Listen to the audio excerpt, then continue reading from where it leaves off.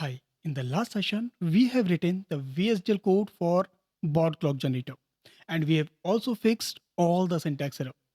Now this is the time to test it functionally. And for that, we will write a test bench in VHDL.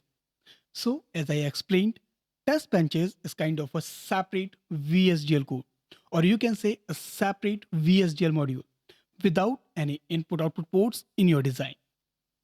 Instead, it uses signals to declare the necessary connection for your test module. We will see this in our VHDL code in some time. So let me give a quick brief and then we will write the VHDL code for this. This is our Baud clock generator. We have this start signal as an input and we have two outputs, Baud clock and ready. Now we give a pulse at the start input and then this module will generate 10 pulses at Baud clock output. And these pulses must follow the baud rate of 115200. Means the timing difference between two successive pulses must be 8.7 microseconds, right? And after 10 pulses, baud clock output should be in ideal state. Now, ready output will be high when this module is not generating any pulses. Means this module is ready for capturing any new input. And once we give the start pulse, then this module will be busy in generating 10 pulses. And for that time, this ready output will be logical low. And once all the pulses are generated at the baud clock output, then again it will go to the logical high. Means it is ready again for the next data transmission. So to test it, we will follow our project specification. Means our operating frequency will be 50 megahertz. Means one clock cycle will complete in 20 nanoseconds. Our baud rate will be 115200. Means the time gap between the two successive pulses must be 8.7 microsecond. And we will generate 10 pulses at the output. So we will start from the reset condition and reset will be applied for the first 100 nanosecond. Then after 100 nanosecond, reset will be deasserted. And then we will give the start pulse for one clock cycle.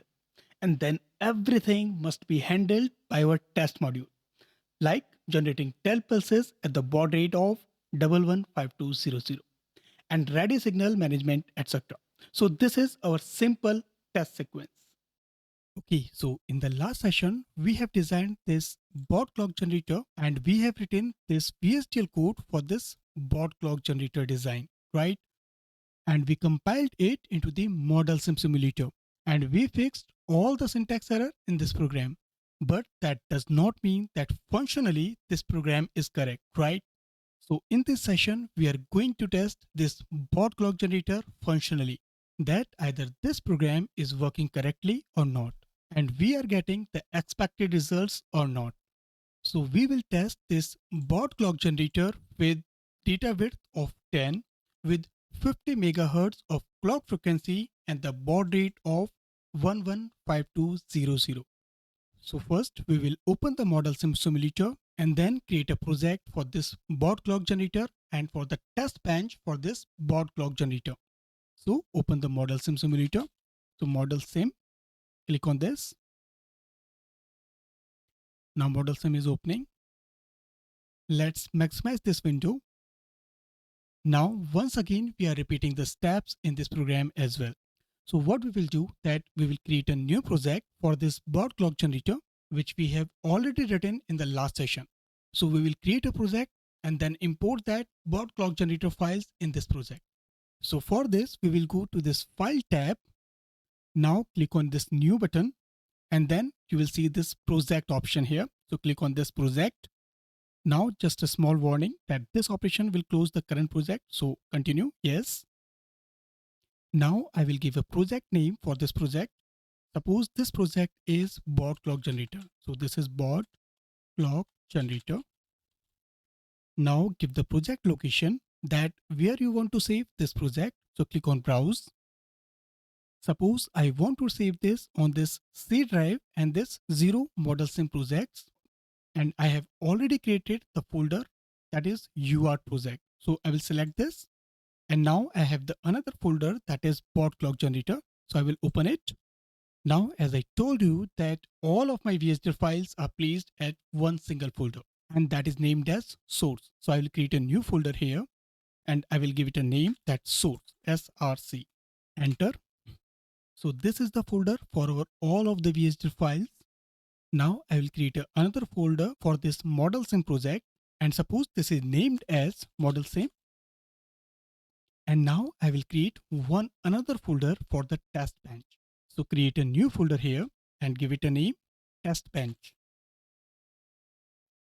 Okay, so select this model sim folder and we will save our Baud Clock Generator project at this location. Okay, now select this and click on this select folder. Now if you see this default library name, so this is our work library and leave this as it is. And now click on OK. Now here you have four options. So first is you can create a new file. So you can create a new VHDL file here, or you can add an existing file, which we are going to use here because we have already written the VHDL code for Baud Clock Generator and we are going to import that file. So click on this add existing file. Now we will browse the location. So go to this Baud Clock Generator folder. And as I said that all of my VHDL files are present at this source file or source folder. So I will copy that VHDL file to this source folder. So copy this Baud Clock Generator file. I have already copied this file at this location. So I will just open this source folder and paste it. Now click on open and then click on OK. Now click on close. Now you can see this Baud Clock Generator.vsd file is listed here in this project.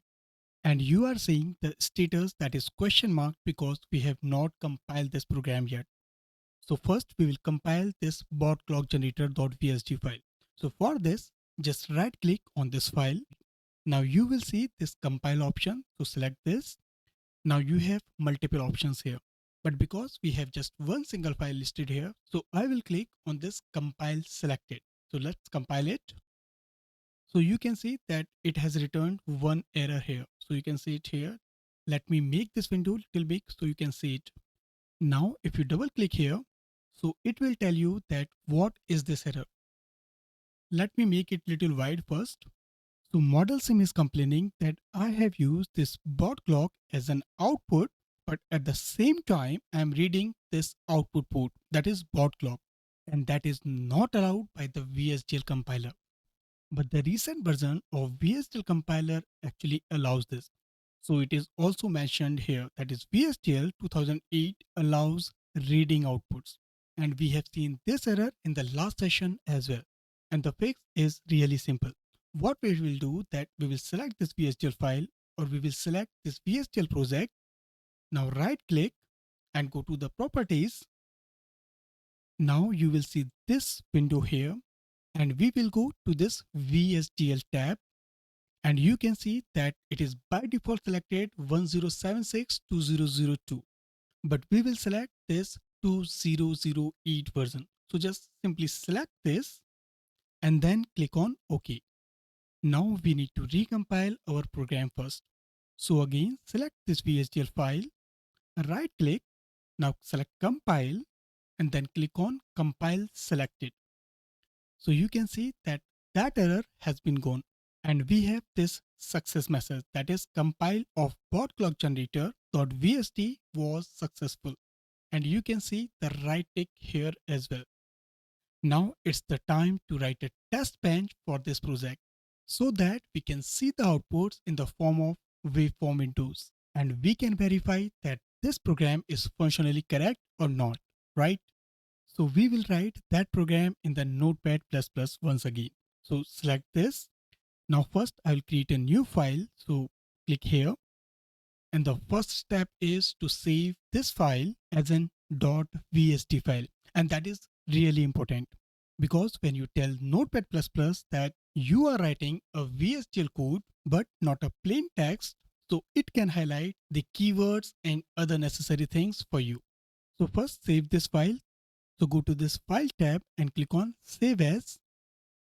Now we will save this test bench file in the Baud Clock Generator project, and we have created a separate folder for this at the starting of our project. So we have this test bench folder here. So simply select this and open it. Now give the name to this file. So suppose this file name is Baud Clock Generator underscore TB for test bench. Now this is important step that you need to select the right extension for save as type. So this file is .vsd. So we need to select basic file. So you will see it here, that is basic hardware description language file. So select this and now click on save. Now I am not writing everything manually. So what I will do that I will go to this Baud Clock Generator project or this Baud Clock Generator.vsd file where we have written the program for this Baud Clock Generator, and then I will copy this part, that is library declaration and entity declaration of our Baud Clock Generator file. So I will copy this and now come back to this test bench file and paste it here. So this is our library declaration. Now I will make another copy of this entity. So copy this once again and paste it here. Now the entity name is Baud Clock Generator underscore TB for test bench. And now because this is the test bench, so we do not need any generic and port to be listed here. So I will simply remove these tags, that is generic and port declaration, from here. So this is entity Baud Clock Generator underscore TB is and Baud Clock Generator underscore TB. So this is our entity declaration for Baud Clock Generator test bench. So we have written this library declaration and we have written this entity declaration.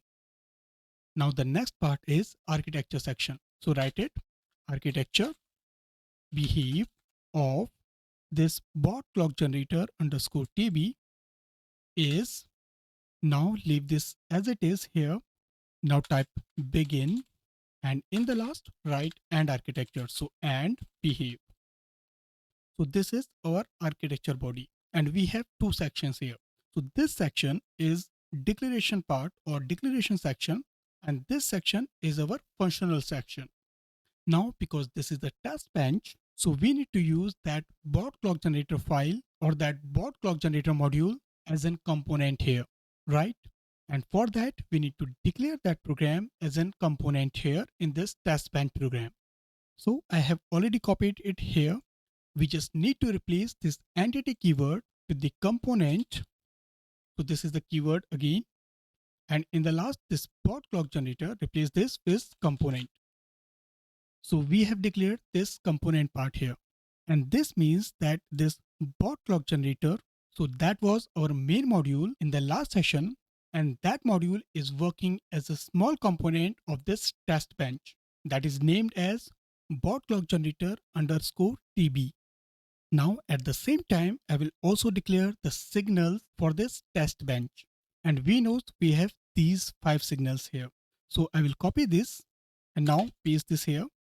And now I will add signal in the starting of these ports. So now this is a signal that is named as clock. Now signal don't have any direction. So this is removed. So same signal reset, signal reset, signal start. Now copy this, paste here and paste it here. So I have declared all the signals for this test bench as well. So this completes our declaration section. So first we have declared this component, and for this we simply copied the entity of this Baud Clock Generator and pasted it here and replaced the keyword entity with the component keyword. And then I have declared all the signals for this test bench. And these are simply the input output ports of your main module. Now there is a small syntax error because we have not written the semicolon here. So just use it. And now quickly align all of the signals so that we can read it easily. So now this looks good, right? Also, we need to remove these initial values from here. So I will just remove them. And now this looks good. Okay, so now the main part is coming, and that is writing the test bench for this Baud Clock Generator module. And we will write this in this functional section here, and that is after this begin keyword. So first I will drive this clock signal. Now before we drive the input signals for this Baud Clock Generator module, let's instantiate our component first. So what I will do that I will copy this text from here. So I will copy it and then I will paste it here in this section here. Now first give this component some name. Suppose I am giving this DUT or device under test. You can give any other name as well, like UUT means unit under test or something else. Now remove this is from the last. Next line is generic map. So write it generic map. Now I have to give the data width for this module. Suppose I have total 10 number of bits that need to be transferred over the UART communication or RS-232 protocol. Means one is start bit, 8-bit data lines and one stop bit. So total 10 pulses I needed. So our data width will be 10. Now replace this semicolon with the comma. Now our system clock frequency. And as I said that we are working on 50 megahertz of clock frequency. And that is our FPGA board frequency, right? So our system clock frequency will be 50 megahertz means 000. Now comma and replace this semicolon. And now we will give this baud rate. And now suppose we are transmitting our bits at the baud rate of 115200. So our baud rate is 115200. And now bracket closed and remove this semicolon from here because this is one single statement and that will continue with the port declaration or port mapping as well. So the next line will be port map. So this is port map. So this is the time that we will tell that what port of this Baud clock generator will connect to which signal of this test bench. So generally I give the same name as the input output ports of the main module. So clock is connected to clock, comma, reset is connected to reset, comma, start is connected to start signal, comma. Now baud clock is connected to baud clock, comma, and ready is connected to ready. And then bracket closed and semicolon. Now don't be confused with these names here. This name here that can be anything. So you can say that this clock is connected to this clock ABC or some signal like ABC or DEF or any random signal name. But it is always better that you map your input output ports of the main module with the similar kind of signal name. And that will ease your understanding when you are debugging your program or you are checking it sometime later in the future. So always try to give the same name as the ports in your top module or the port names of your test module. So clock is connected to clock. But there is one important thing to note here that you can give any name like here to this signal name like ABC, but you cannot mention this clock signal here with any random name. So it must be clock here. Why? Because we have defined this Baud clock generator as a component here. And that is clearly mentioning that this clock is an input port. This reset is an input port. This start is an input port. Baud clock is an output port and ready is an output port. And these port names are exactly same of your Baud clock generator module. So if you see this entity declaration here, so these names are exactly same. So this is clock, reset, start, Baud clock and ready. So we cannot change these names here in this component section. I have to use the same names here in this component declaration as well. And so that must be same here, like this clock, this reset, this start, this Baud clock or this ready port. Okay, so remember this. This name can be anything. So this is clock is connected to clock, but this must be same as in component declaration or your DUT module ports. Okay, so that is the code for our component instantiation. Now the main part of Testbench, and that is driving the input ports of the main module, that is Baud clock generator in our case. So let's quickly see that what we need to drive in this program here of this test bench. So we have this clock. So that is input. So we need to drive this. Then this reset. So that is input. So we need to drive this as well. We have another input that is start. So we need to drive this as well. And we have two signals and that is output type. So that is baud clock and ready. So you can see this ready is this output port and this baud clock is an output port. And all other three signals or all other three ports are input type. So we only drive the input ports in the test bench and we see the results of the output ports in the form of waveforms so that we can verify that we are getting the expected results or not. But before going further, I can see there is a syntax error. So I will just correct it simply. So these are the signals. So there is no input output ports. I have just copied these text from the port section of component. So that was copied. So now this looks good. So first we will drive this clock signal. And to drive this clock signal, I will simply write one simple statement. And that is clock gets the value of not of clock after 10 nanosecond. Now, why 10 nanoseconds? Because our system frequency is 50 megahertz, means one cycle period is 20 nanosecond. And that means I need to toggle this clock signal at every 10 nanosecond. Means for 10 nanoseconds, its value will be 0. And for another 10 nanosecond, its value will be 1. So one complete cycle will be 20 nanoseconds. Now there is one important thing that when you are using this statement, that is clock gets a value of not of clock after 10 nanoseconds, I need to initialize this clock signal. So I will initialize this with colon equals to 0. Okay.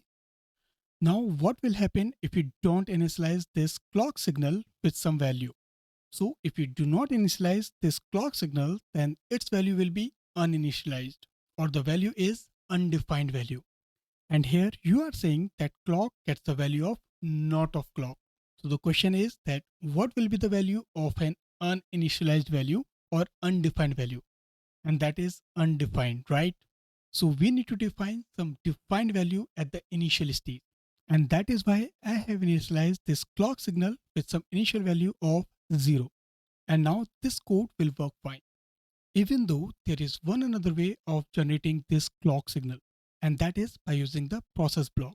So let me quickly show you that as well. So I will write a new process. Suppose the name of the process is clock generator or clock gen. Now this is a process.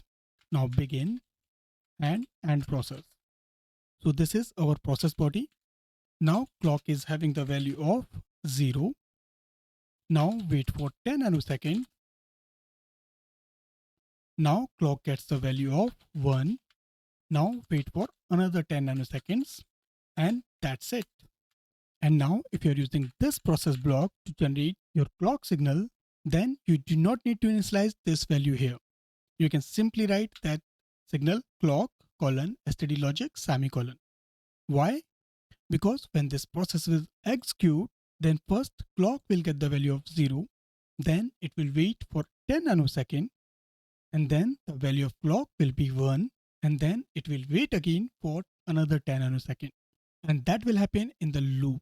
So when this process will execute for the first time, it will encounter this statement that is clock gets the value of 0. Now there is one important thing that do not try to write like this. That is clock gets the value of 0 and then clock gets the value of 1. Now you may say that this is executing sequentially. So first clock will get the value of 0 and then clock will get the value of 1. But that is not true. Because if you remember from our previous session, then I explained you that if you are writing two statements like this, then these two statements executes at the same time. Although they are sequential execution, but signal assignments happens at the last. So this first statement, that is clock gets the value of 0, will be completely ignored and you will get the clock value of 1. Okay. Okay, so let's correct this. So remove this line here.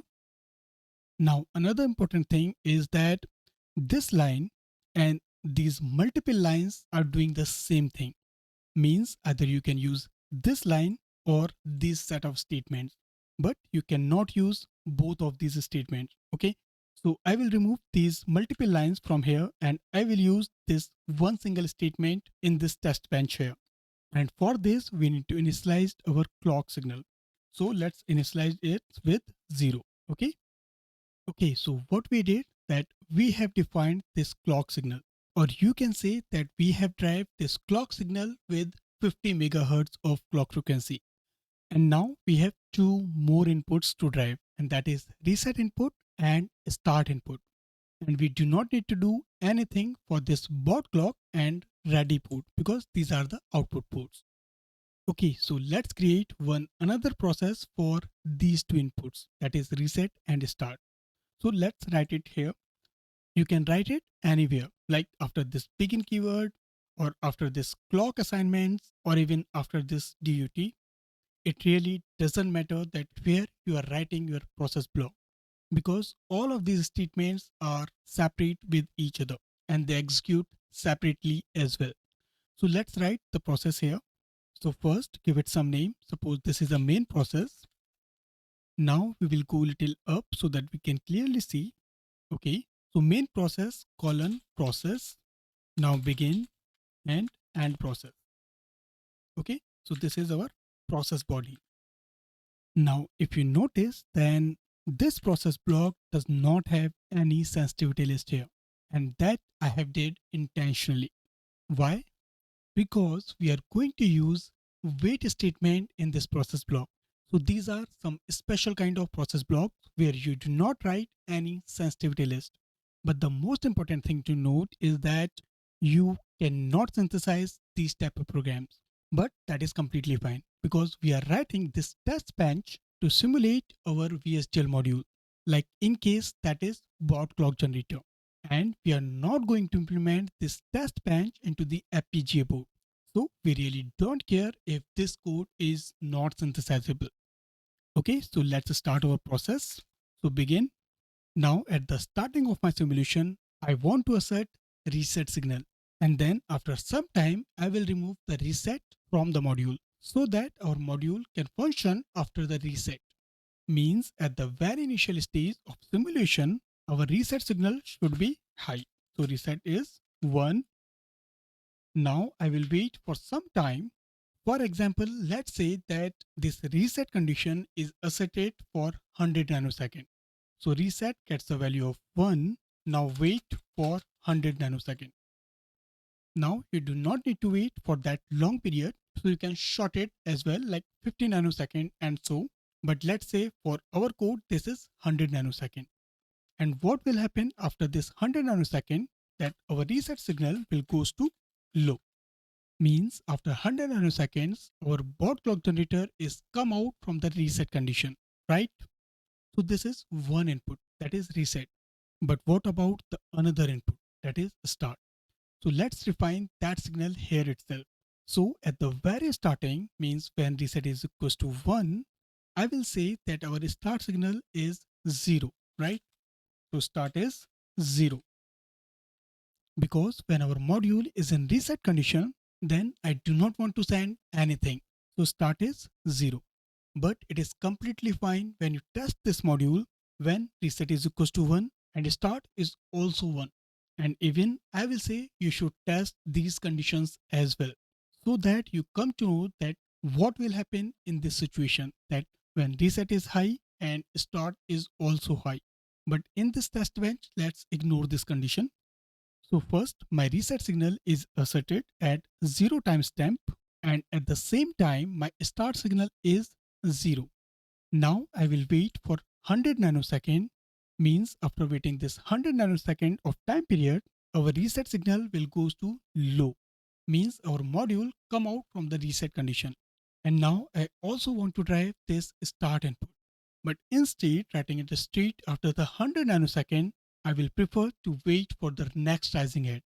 So what I will do, that I will write the condition that wait until rising edge of clock. Okay. Then what will happen? Then this start signal will go to high and then wait for another rising edge of clock signal. So wait until rising edge of clock And then what will happen? This start signal will go to low. Now that's complete our driving the signal, reset and signal start. Now this is the most important step of the test bench, that when you are driving your input ports of any module in the test bench, then at the last of process, the entire process block for re-executing. Means I have to stop this process block here after this start gets the value of 0 statement.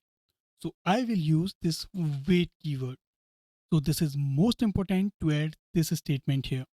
If you do not write this wait statement here, then what will happen that at the 0 timestamp, your reset signal will be high, your start signal will be 0, then your simulator will wait for 100 nanosecond at this line, and then your reset signal will go to 0, then your simulator will wait for the next rising edge of your clock signal, and at that time your start signal will go to high, and then it will wait for the another rising edge of clock signal, and then start will 0.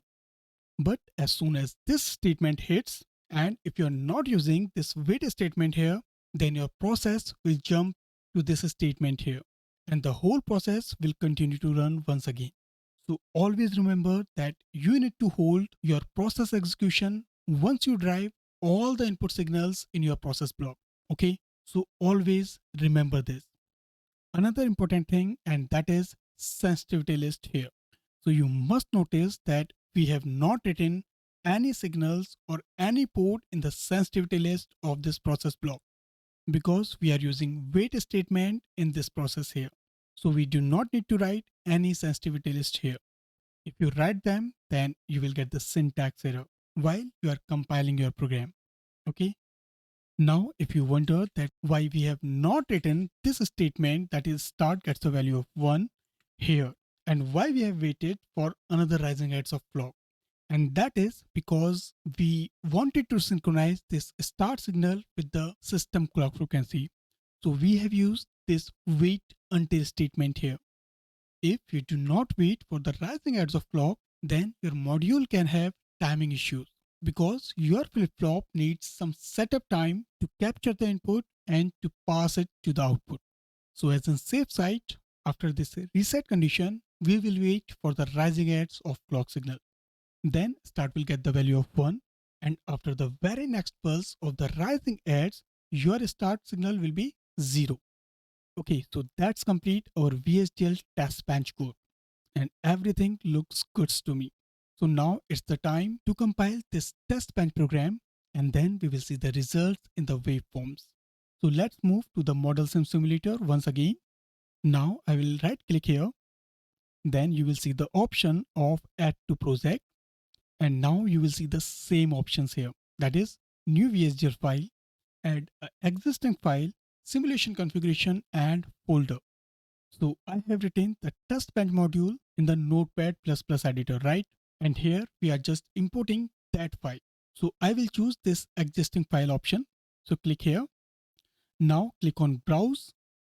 So Baud Clock Generator is our main folder, and here we have this Testbench file where we have saved our file, right? So we have this Baud Clock Generator _tb.vsd file. So select this and click on open. So this is a top module. Now leave everything default here, then simply click on OK button. So you can see that this Baud Clock Generator _tb.vsd file is listed here in this project, and the status is question mark because we have not compiled it yet. So first we will compile it. So select this file, then right click and then click on compile and click on this compile selected. Okay, so model sim is saying that there is some error, so just click on it. Now why did little? Okay, seems like I have not saved the test bench file. So I will go to the Notepad++ once again and save that file. So save. Now come back to the model sim simulator. Okay, so now the status is crossed. So I will recompile it once again. So right click, compile and compile selected. Okay, so we have few errors. Okay, so there are few things that model sim is complaining about. So let's see. So that is saying that at line number 49 and 52, it is expecting semicolon. So go back to our VHDL program and look at this 49 and 52 line. So this 49 and 52 line. And it's right because we have not used semicolon at the end of these statements. So let's save this file once again and go to the model sim simulator, close this and right click, compile selected. So you can see that the compilation is complete and it is successful. Okay, so you can see that we have two files that is inside the project tab. And now we will switch to this library tab. Now there are many libraries are listed here. You can simply ignore them at the moment, but what is important for us, that is work library, where we have defined our Baud Clock Generator and Baud Clock Generator Testbench, right? So we will focus on this work library only. So what I will do, that I will expand this first,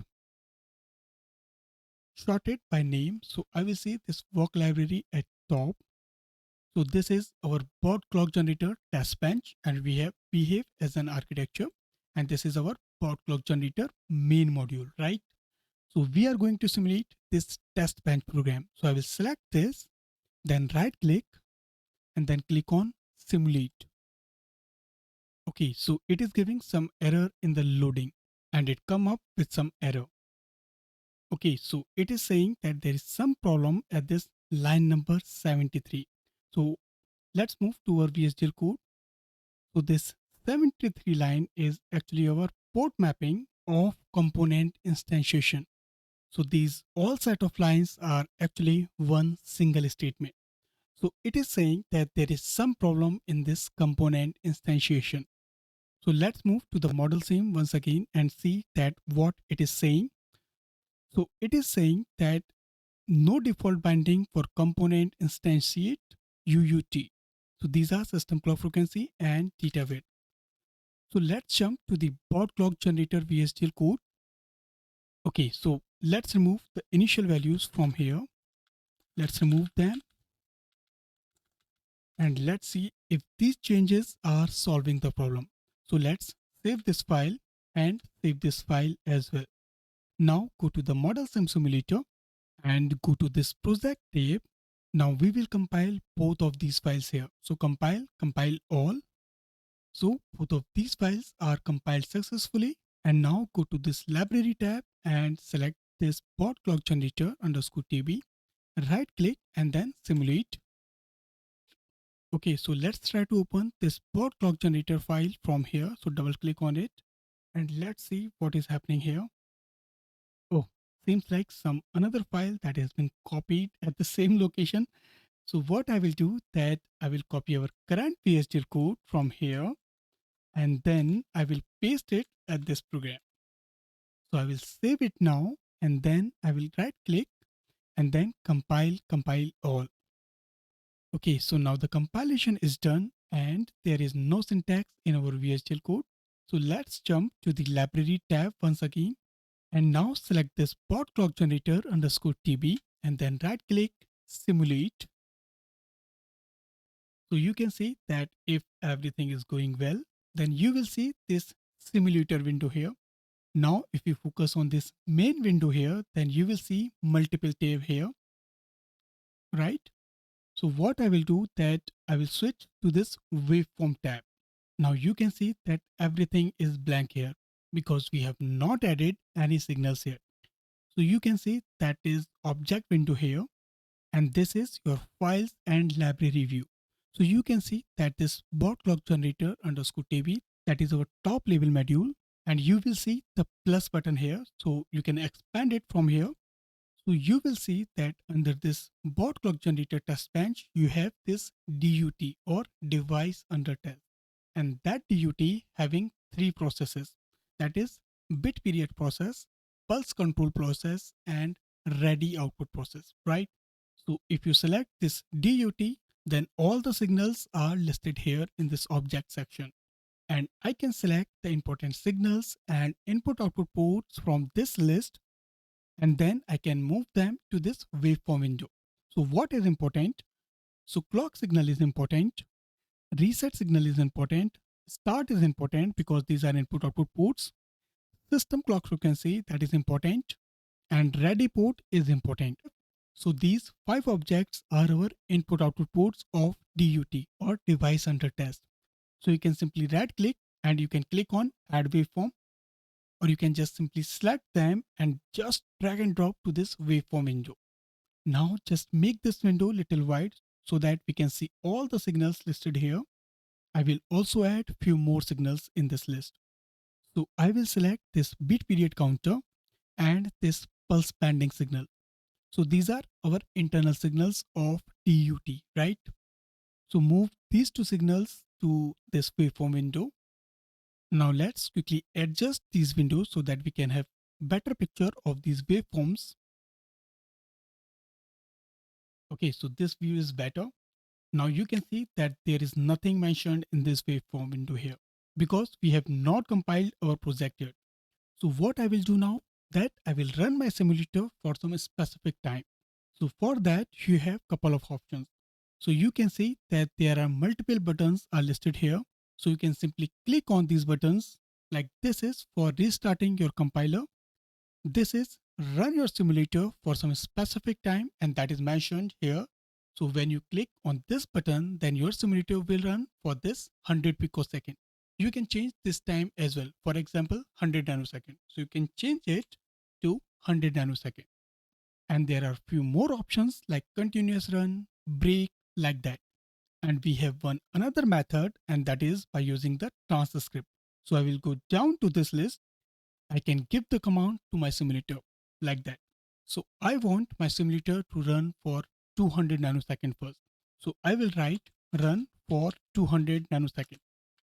So you can see that my simulator is simulated for 200 nanoseconds. Now click on this window here and then zoom out little and see what is happening. So this is our clock input that is having 50 megahertz of clock frequency. So first verify that the clock signal is actually 50 megahertz or not. So how we will do this? So let's zoom a little so that we can see one clock cycle complete, and let's move our cursor at this point. Okay. So what I will do, that I will add one additional cursor to this waveform, and then I can see the timing difference between two timestamps. So for that, I will just click on here. So this is the button for insert cursor. So just click on it and then move this to this one clock cycle. So for more precise results, let's zoom a little more. So let's see the timing between one clock cycle.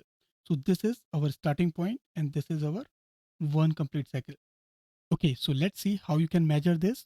So this slider is at this timestamp and this slider is at this timestamp, and this white text is actually the difference between these two sliders.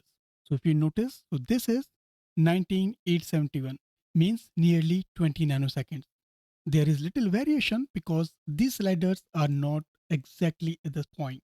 So let's move this cursor here. So you can see that we are starting from here. So move it here and let's adjust it here. So you will see that is 20 nanosecond. So our clock period is 20 nanosecond, means our clock frequency is 50 megahertz, right? So the clock generation is perfectly fine. So let's zoom out little and let's remove the extra markers. So just click on this minus button. Now we will focus on this reset input. Okay, so let's see that what is happening. So this is our reset waveform. Okay, so we have said that for 100 nanosecond, our reset signal is asserted.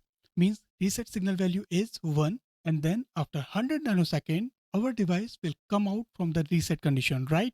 So let's see if this is happening or not. So this is our 0 timestamp. And if you will notice, then reset signal is triggered to 0 here. So let's move this cursor to this point and you will see that is 100 nanosecond. Means after 100 nanosecond, our reset signal is deasserted. Then after reset, we set our start signal, and that is after one rising edge. So you can see that this is the point where reset is logical low, and then it is waiting this signal, that is start. Let's move this up.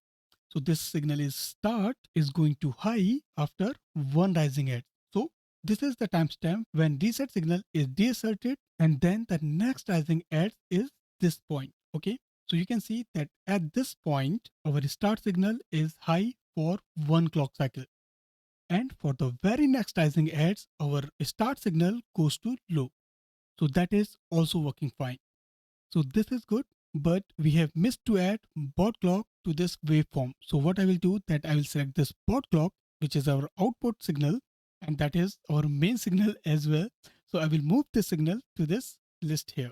And now I need to restart my simulation. So I will just quickly click on this button. Now click on OK and then give the same command, that is run for 200 nanosecond, and we get the same results here. So we have already verified this clock signal. We have verified our start signal and reset signal, right? And now we are going to test this baud clock, which is our main output. So what it will do, that it will generate 10 number of pulses at the baud rate of 115200. So that what we are expecting from this baud clock output. So for that, we need to run the simulator for a little longer time. So let's say we are running this for 200 microsecond.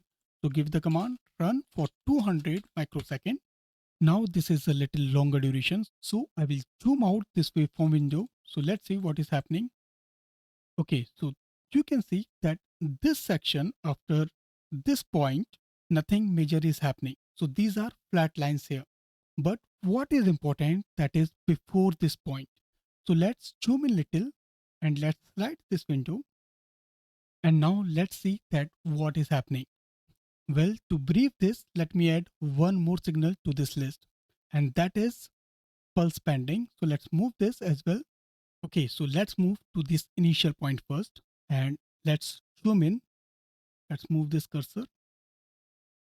I think this is a good size, and let's move to this point here. So I have explained this, right? So this is our clock signal. This is our reset signal that is deasserted at this point. And then after the next rising edge, we have this start signal. So that is high at this point and that goes low at this point. So when this start signal is asserted, we moved value 10 to this pulse pending. Means our system has to generate 10 pulses to transmit 10 number of bits, right? And at the same time, this ready output goes low. So you can see that at this point, when we start generating pulses for our UART transmitter, this ready signal goes low. Means now our UART transmitter is not ready to capture any new input because it is busy in the transmission of data, right? So let's see if it is generating 10 pulses or not. So let's zoom out little. So this is our first pulse. This is our second pulse. This is third pulse. This is fourth. This is fifth. This is sixth, seventh, eighth, ninth, and 10th. Means our program is working well. Because when we are giving the start signal, then it is generating 10 pulses for us. And you can see that it is showing the pulse pending. So at this time, we have 10 pulse pending.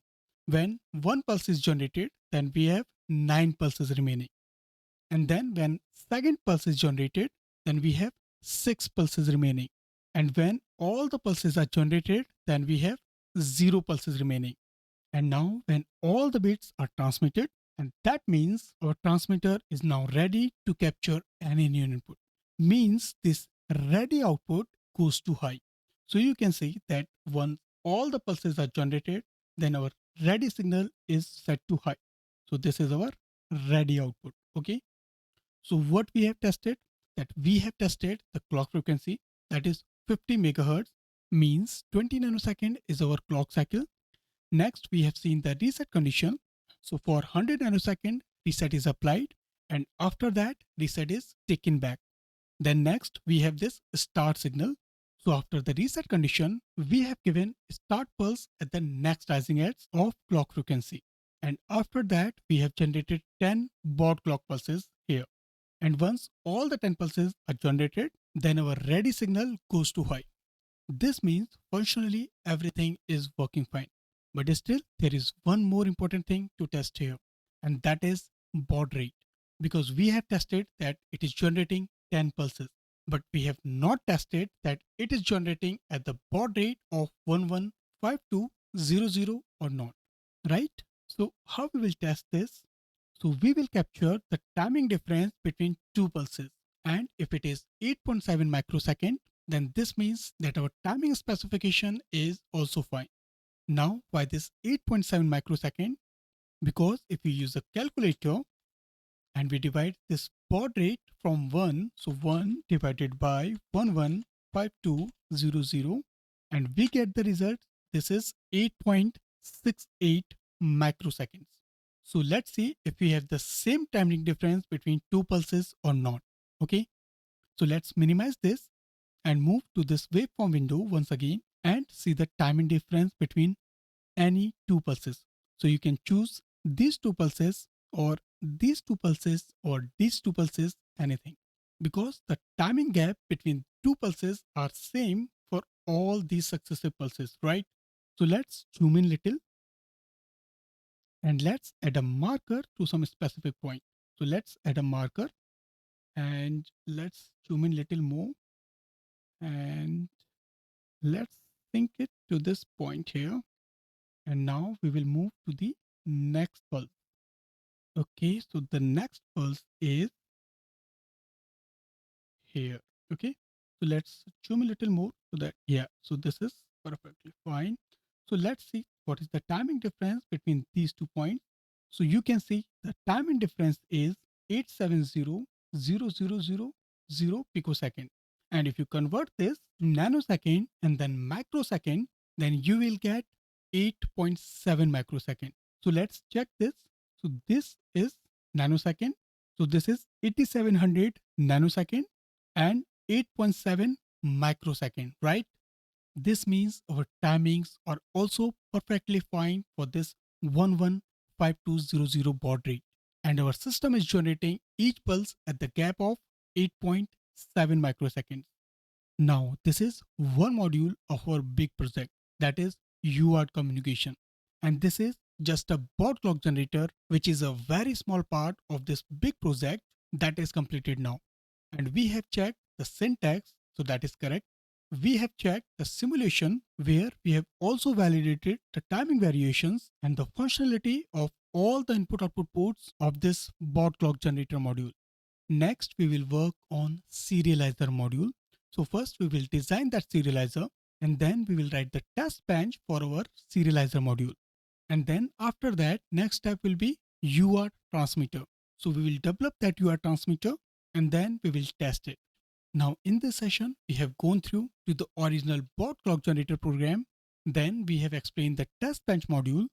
We have gone through to the multiple errors and then we have fixed them as well. And in the last, we have validated everything from the functionality to the timing variations. And we are pretty satisfied with the results now. So that was our results of Baud clock generator. And I'm pretty satisfied with the results because our module is working fine as per our expectations. Now, even if you want to test your module for more test sequence, then you can also do that. Like what will happen when the reset is applied, but at the same time, start pulse is also given. What should happen in this scenario? And if your module is working as you are expecting from it, so you can test that. There can be more test combinations as well. So you should also consider them. So we have completed one part of our UART transmitter. Now we will work on the second component, and that is serializer. So in the next session, we will understand the functionality of the serializer first, and then we will code it and test it. So stay tuned for the updates.